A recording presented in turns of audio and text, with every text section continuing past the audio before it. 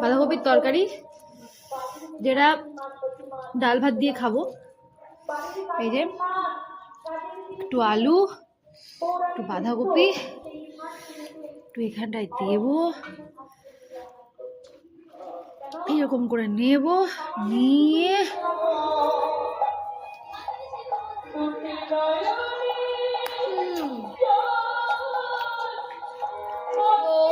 শুকনো লঙ্কা, তারপরে দেওয়া হবে 5 ফোড়ন,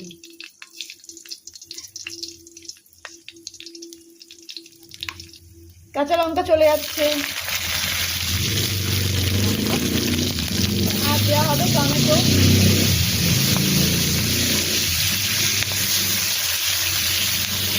টমেটো, কাঁচা লঙ্কা, 5 ফোড়ন, শুকনো লঙ্কা, তেলের মধ্যে এগুলো ভাজা হবে। একটা বাদামও চলে গেছে মনে হয় ভেতরে, যাই যাকগে, এগুলো দেওয়া হবে একটু। এবার দেওয়া হচ্ছে একটু ঝিঙের গুঁড়ো,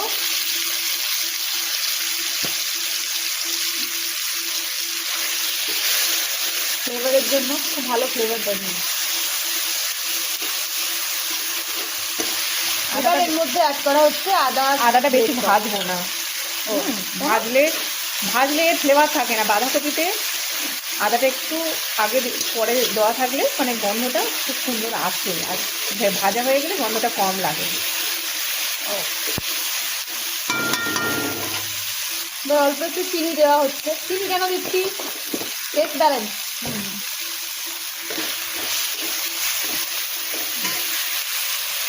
আর এইবার এর মধ্যে দেওয়া হবে বাঁধাকপি, আমার ফেভারিট।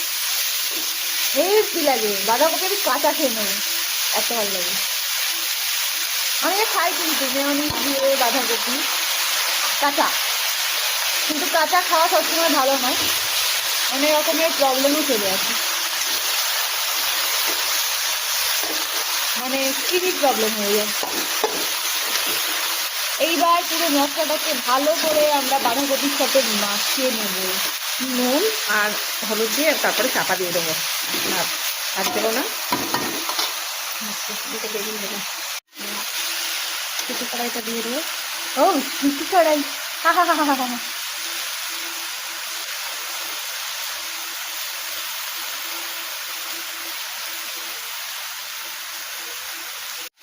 এরপর হলুদ, এবার এই হলুদটার জন্য কালারটা হয়। আর এই যে শুকনো লঙ্কা গুঁড়ো, কাশ্মীরি লঙ্কার গুঁড়ো, লবণ, এটা দিয়ে চাপা দেওয়া থাকবে। তারপরে এটা দিয়ে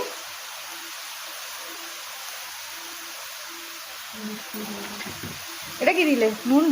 হ্যাঁ, নুন দিলাম। এরকম সুন্দর করে এইভাবে থাকবে, এইটা চাপা দিয়ে রাখতে হবে, এর ওপরে এরকম থাকবে, মানে এখন মাখাবে না? একদম মাখাবো না, এটা চাপা দেওয়া থাকবে। মশলাটা পুরো ভেপে যাবে।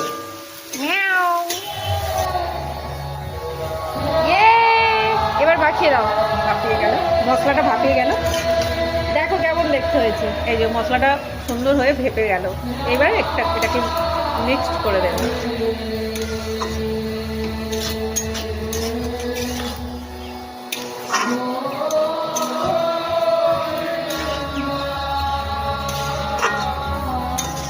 কি দারুণ! আবার চাপা দিয়ে দেবো। যে আলুটা ভাজা হয়েছিল সেই আলুটা এবার এর মধ্যে অ্যাড করা হবে।